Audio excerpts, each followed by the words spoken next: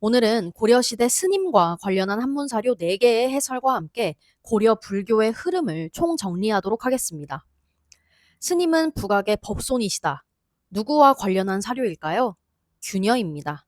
왜일까요? 보겠습니다. 고려는 불교가 아주 융성했던 시기입니다. 그렇지만 어떤 종파 하나로 통일되지 못하고 여러 종파들이 서로 힘을 겨루며 계속 유지됩니다. 크게는 교종, 선종으로 나눌 수 있습니다. 교종은 형식과 교리, 경전을 중시하는 종파, 선종은 수행, 직접적인 깨달음, 경험을 중시하는 종파죠. 우리가 통일신라 시기 때까지 배우는 원효니, 의상이니 등등은 다 교종입니다. 의상은 화엄종의 아버지라고 볼 수 있고, 원효는 법성종이니 정토종이니 하는 말들이 있지만 어느 한 종파에 구애받지 않은 교종 전체를 아우르는 화쟁사상가, 그저 원효 그 자체입니다. 원효가 되게 대중적이고 나무아미타불만 외치면 된다고 하고 그러다 보니까 선종 느낌이 날 수 있지만 교종입니다. 교종에는 화엄종, 법상종, 천태종 등이 있다는 거 한번 잡고 가겠습니다. 반면 선종은 통일신라 말부터 등장합니다. 이때 경전 읽기와는 거리가 먼 지방 호족과 연결을 가지면서 번성을 하게 되죠. 따라서 왕건 역시 이때에는 지방 호족이었기에 선종과 관계를 맺으면서 고려를 세웠습니다. 그런데 어쨌든 새로 건국을 한 입장이기 때문에 교종에 대해서도 많이 포용하고 배척하지 않았습니다. 결국 선종, 교종 할 거 없이 다 받아들였습니다.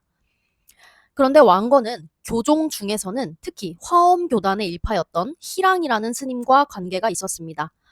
근데 그 반대 세력이었던 견훤은 화엄교단의 관해라는 스님과 관계가 있었기 때문에 교종은 같은 교종 사이에서도 희랑의 북악파와 관해의 남악파가 대립하는 형세를 취하게 되었습니다. 그래서 등장하는 것이 광종 시기의 균여입니다. 광종은 태조 사후 혼란한 정치 상황 속에서 호족 세력을 억누르고 왕권을 강화하는 데 힘을 기울인 군주였기 때문에 자연스럽게 왕실불교의 성격이 있는 교종을 부흥시키려 했습니다. 그래서 분열된 교종을 다시 한번 정리해서 통합하려고 했고 그 중에서도 화엄종의 균여라는 인물을 중심으로 교종을 정리하게 됐습니다. 그래서 균여 하면 성상융회를 제창하게 되는 것이고 여기서 성은 화엄종, 상은 법상종을 비유하는 말이기에 균여는 화엄종을 중심으로 법상종을 흡수하면서 교종을 융합하려 했다는 것을 알 수 있습니다. 그 균여와 관련해 가장 유명한 사료가 바로 2018학년도 A형 10번 문항에 나왔던 한글 사료인데요. 광종은 왕건의 아들이고 그렇기에 당연히 왕건과 밀접한 관련이 있던 북악파의 인물을 등용했을 것입니다. 따라서 광종이 등용한 균여는 북악의 법손이실 수밖에 없을 것입니다. 그러므로 스님은 북악의 법통을 이으신 분이다. 균여입니다. 그래서 균여는 광종의 전제왕권 강화에 기여하는 정치적인 성격이 강했던 스님이라고 생각하셔도 좋겠습니다. 그리고 해당 사료는 제가 예전에 해설해둔 영상이 있기 때문에 옆에 카드, 링크 걸어둘 테니까 한번 꼭 봐주세요. 고려 불교는 광종 사후 광종대의 정치에 대한 반발이 일어나면서 사실상 균여의 교종 통합 노력은 실패로 돌아가게 됩니다.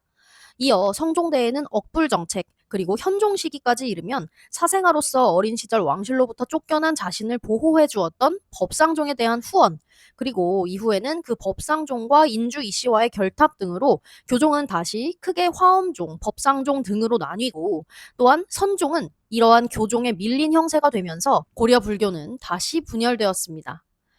그렇게 등장한 두 번째 스님, 의천입니다. 우선 2018학년 A형 10번 한글 사료로 출제되었던 의천 관련 사료를 보겠습니다. 오 망구 문도 립지 여사 행위 숙인 력참 지식 이어 진수 대법사 강하 조승 교관 나는 몸을 잇고 도를 구하는 이곳에 뜻을 세웠는데 다행히도 지난 2년 덕분에 덕이 높은 스승을 두루 찾아다녔다. 그러다가 진수대법사의 강하에서 교관을 대략 전수받았다.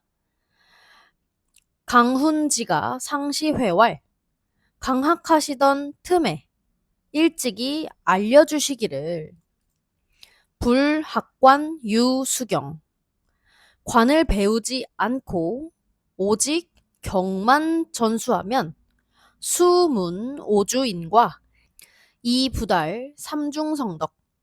비록 오주인과를 듣더라도 삼중성덕에 도달하지 못할 것이요. 불수경 유학관. 경을 전수하지 않고 오직 관만 배우면 수오 삼중성덕, 즉 불변 오주인과 비록 삼중성덕을 깨닫더라도 오주인과를 분별하지 못할 것이니 부연즉 관부득 불학, 경부득 불수야. 무릇 그렇다면 관도 배우지 않을 수 없고 경도 전수하지 않을 수 없다. 네, 이 글에서 다른 건 다 해석하지 못해도 키워드인 교관, 그리고 불학관 유수경, 불수경 유학관, 그리고 관부득 불학, 경부득 불수, 이런 식으로 대꾸법을 통해서 관과 경에 대해서 쭉 이야기하고 있는 점 등을 통해 교관겸수 또는 교관병수를 주창한 의천과 관련한 사료임을 알 수 있습니다. 여기서 경은 경전, 즉 경전을 중시하는 교종을 말하는 것이고, 관은 천태종에서 말하는 지관을 뜻하는 것으로 교종에서 결여된 실천적인 수행을 일컫는 말입니다. 볼 관자이니까 본다는 거죠. 뭐를? 내 마음을, 즉 참선입니다. 의천은 잘 아시다시피 문종의 넷째 아들, 즉 왕자 출신이고 처음에는 화엄종으로 출가를 하였기에 그 뿌리는 교종 중에서도 화엄종에 있는 스님입니다. 교관겸수라는 것만 봐도 관보다는 교가 앞에 있죠. 그래서 의천은 교종을 뿌리로 하고 있으므로 교종 중심으로 선종을 포섭하려고 했던 그의 의도가 엿보이는 부분입니다. 그래서 의천은 처음에는 분열되어 있는 교종을 화엄종의 입장에서 통합하려고 했습니다. 그래서 그 과정에서 원효의 화쟁 사상에서 큰 감명을 받습니다. 영상 초반에도 제가 설명드렸듯이 원효는 교종이면서도 어느 한 분파에 치우치지 않고 그냥 원효 그 자체라고 했잖아요. 그래서 그 부분에 감명을 받아서 원효를 매우 찬양합니다. 따라서 해동교주, 해동보살 등으로 원효를 부르면서 의천이 존경을 하게 되는데, 이 내용이 그대로 2008학년도 9번에서 나온 적도 있거든요. 한번 꼭 체크해 보시고, 아무튼 이렇게 원효를 존경하면서 화엄종의 입장에서 교종 각파를 통합을 하고 이제 마지막으로 남은 과제, 바로 선종까지 통합하는 선교 통합의 문제는 이 교관겸수의 입장에서 해결하려고 한 것입니다. 그 과정에서 의천은 교종과 선종 모두를 한 번씩 비판을 하면서 이 교관겸수로 그 비판점을 절충을 하는데요. 교종에 대해서는 실천적인 것이 부족하다. 즉, 이 사료 속에 관이 결여되어 있다라고 비판을 하면서 이전에 균여도 매몰차게 비판합니다. 균여의 성상융회는 교종을 통합했을지언정 실천적인 관의 자세가 없다는 것이죠. 그리고 선종에 대해서는 이 경전을 너무 배제하는 것도 안 된다. 교를 함께 해야 한다. 라며 비판을 하고 이 모든 것을 아우를 수 있는 천태종을 개창하게 됩니다. 천태종은 교종에 속하는 종파지만 교종 중에서도 가장 실천적인 면을 강조하는 선종과 가장 가까운 교종이거든요. 따라서 의천이 이 천태종을 개창하면서 교관겸수를 내세우자 선종 승려 가운데 6에서 70%가 천태종으로 전향을 했으므로 선종은 의천으로부터 큰 타격을 받게 됩니다. 그런데 의천의 이러한 불교 혁신 운동은 그 당시에는 큰 성과를 보였으나 역시 시간이 흐르면서 점차 퇴색되고 이제 시기는 무신집권기에 이르게 됩니다. 이때 세 가지 배경을 생각하시면 좋겠습니다. 첫 번째, 선종은 의천의 천태종 개창 이후 타격을 받았기 때문에 재기가 필요했다. 두 번째, 무신 정권은 당시 문벌과 밀착되어 있던 화엄종, 법상종 등의 교종 세력과 대립의 관계에 있었기에 참선을 위주로 하는 단순성을 지닌 선종을 환영했다. 세 번째, 불교계는 무신란의 사회적 혼란에 편승해서 세속과 타협한 이들이 많이 나타났으므로 혁신이 필요했다. 그렇게 등장하는 세 번째 스님, 진울입니다. 보겠습니다. 1일 동학 10여인 약왈. 하루는 함께 배우는 10여 명과 함께 약속하며 말하였다. 파회 후 당사명리, 은둔살림, 결의동사. 이 모임을 파한 후에 마땅히 명예와 이익을 버리고 살림에 은둔하여 함께하는 모임을 결성한다. 상의 습정, 균해, 위무, 예불전경, 이지어, 짐로운력. 항상 선정을 익히고 지혜를 고르게 하기에 힘써서 예불하고 경전을 읽으며 나아가서는 열심히 일한다. 각수 소임이 경영지, 수연양성, 방광평생. 각각 맡은 바를 따라서 이를 경영하고 인연에 따라 심성을 수용하고 평생을 자유롭고 크게 호쾌하게 지낸다. 제공문어 함이위 연활. 여러 사람이 함께 이 말을 듣고 모두 그렇다 하며 말하기를 타일, 능성차약, 은거림하, 결의동사, 즉 의의 정해명지.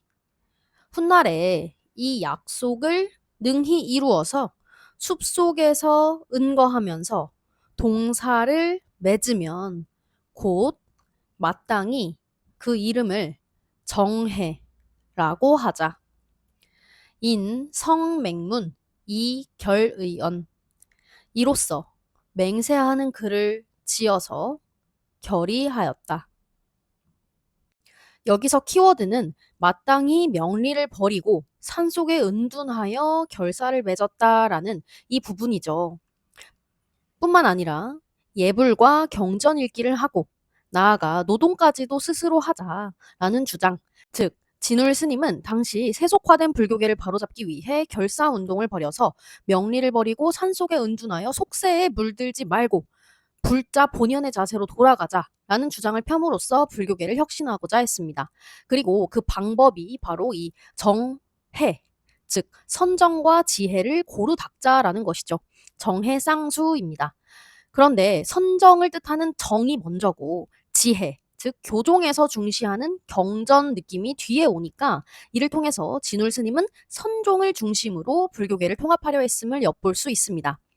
다음 페이지에서도 또 나옵니다. 숲속에 은거하면서 결사를 맺고 이름은 정해라고 하자.